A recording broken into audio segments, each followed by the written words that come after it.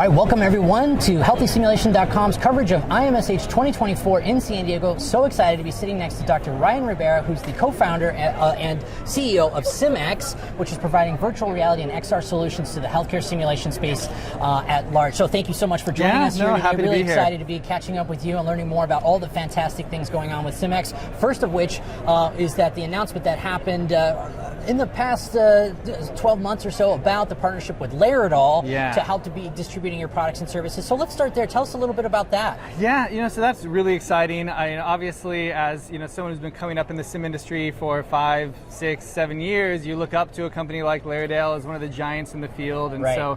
I think we had been talking to them for a long time, found a lot of opportunity for collaboration, and especially as modern sim centers are looking to really get the whole package, right? The turnkey solution of all of it and making it work together. Yeah, mannequins, your task trainers, your VR solutions together, kind of from one source. It really made a lot of sense for us to work together to do that. So and that's the plan that we have together now. You can go to Ribeira, you can go to us, and you can kind of get the whole package. And this, of course, extends beyond the leverage that's already happened with Elsevier and SimX to be able to take their simulation learning scenarios or their SLS and extend those out into a digital footprint. We use those at the Clinical Simulation Center of Las Vegas 13 years ago. Wow, it's been a long time, to be able to help our faculty get started. So now that that's been digitized, every time I look at SimX, there's another expansion, another partnership. So it's great to see that virtual reality as a modality is being expanded upon in a really serious way. So tell us, here for IMSH 2024, what's new for SimX on the showroom floor? Yeah, well, so one of the things that we've been really excited about over the last year is the development of our virtual mannequin curriculum. So we now have a whole series of scenarios that you can use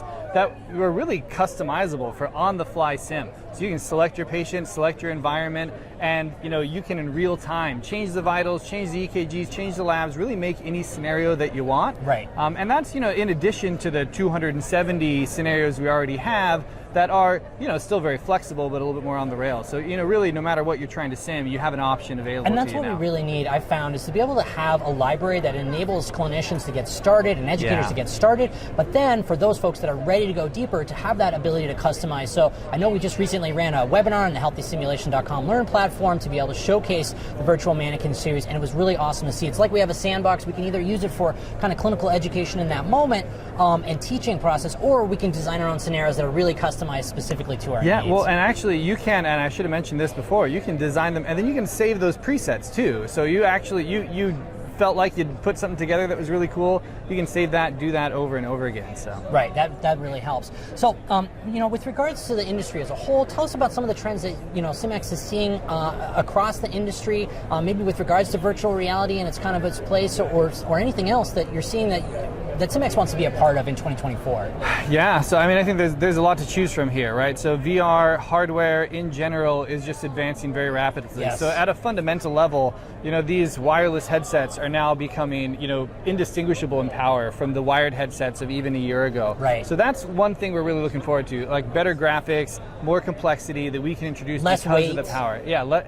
And that's what's amazing. They're more powerful, they're smaller, they're easier, and they're cheaper in many cases. So that's phenomenal. And I think then for our audience, it's the same trend that we saw with smartphones, the same trend we see with computers. It's going to be the same thing with virtual reality headsets. We're going to get to a place where we're just putting on little glasses, and it's going to weigh nothing. That far away. And so I'm really excited about that as a trend in the space, because it is anytime, anywhere, with anyone for anything training that virtual reality really offers us as we work our way towards those high fidelity in-person simulation experiences that are obviously also very important to process out. So, of course, one trend that we haven't mentioned yet, but I've been saving the question for AI. Artificial intelligence is obviously going to be making a huge splash with regards to healthcare and the world in general. So I'm curious to know what you guys see at SimX with regards to AI and the potential there moving forward. So there is a ton of potential, and I don't know if you know this actually, our founding team's background was very heavily in AI. I did not know that. And so we've kind of been waiting for this time so that we could leverage that. And we've already filed a couple patents on AI in virtual reality medical simulation